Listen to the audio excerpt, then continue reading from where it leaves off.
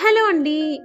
ఈరోజు నేనైతే మీకు దోసకాయ కర్రీతో 5 నిమిషాల్లో ఈజీగా చేసుకోగలిగే దోసకాయ పచ్చిముక్కల కర్రీనైతే చూపించబోతున్నానండి. చాలా టేస్టీగా ఉంటుంది అండ్ ఈజీగా చేసేసుకోవచ్చనమాట. టైం లేనప్పుడు ఇలా ట్రై చేసి చూడండి. చూడండి, నేనైతే దోసకాయ, ఉల్లిగడ్డలు అలాగే పచ్చిమిర్చి ముందుగానే కట్ చేసి పెట్టుకున్నాను.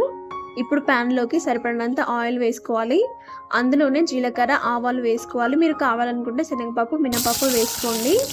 అలాగే ఇందులోకి ఈ విధంగా కట్ చేసుకున్న ఆనియన్స్, అలాగే పచ్చిమిర్చి, కరివేపాకు వేసుకోవాలి.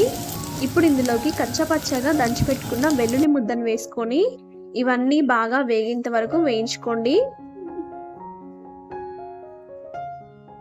ఇప్పుడు ఇందులోకి సరిపడినంత పసుపు వేసుకోవాలి.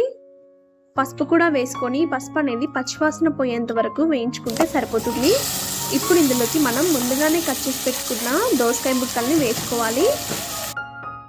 ఈ దోసకాయని మనం మరీ ఎక్కువసేపు వేగించాల్సిన అవసరం లేదండి. జస్ట్ ఆ తాలింపు అనేది దోసకాయ ముక్కలకి పడితే సరిపోతుందన్నమాట. ఒక్కసారి అలా కలుపుకొని జస్ట్ 1 మినిటే ఉంచండి. ఇప్పుడు ఇందులోకి రుచికి సరిపడినంత సాల్ట్, అలాగే కారం కూడా వేసుకొని అంతా బాగా కలుపుకొని కారం అనేది జస్ట్ పచ్చివాసన పోయేలాగా ఒక్క నిమిషం ఉడికించుకోండి.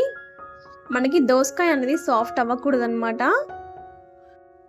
ఇలా పచ్చిముక్కలతో ఎక్కువగా పచ్చళ్ళలాగా చేస్తారండి. కానీ ఒక్కసారి ఇలా కర్రీలాగా కూడా ట్రై చేసి చూడండి, చాలా బాగుంటుంది రైస్లోకి. మీకు ఎప్పుడన్నా టైం లేనప్పుడు ఇలా ఒక్కసారి ట్రై చేసి చూడండి. నచ్చితే లైక్ చేయండి, షేర్ చేయండి. మీకు ఎలా వచ్చిందో నాకు కామెంట్ చేయండి. ఇలాంటి మరిన్ని రెసిపీస్ కోసం మన ఛానల్ని సబ్స్క్రైబ్ చేసుకోండి.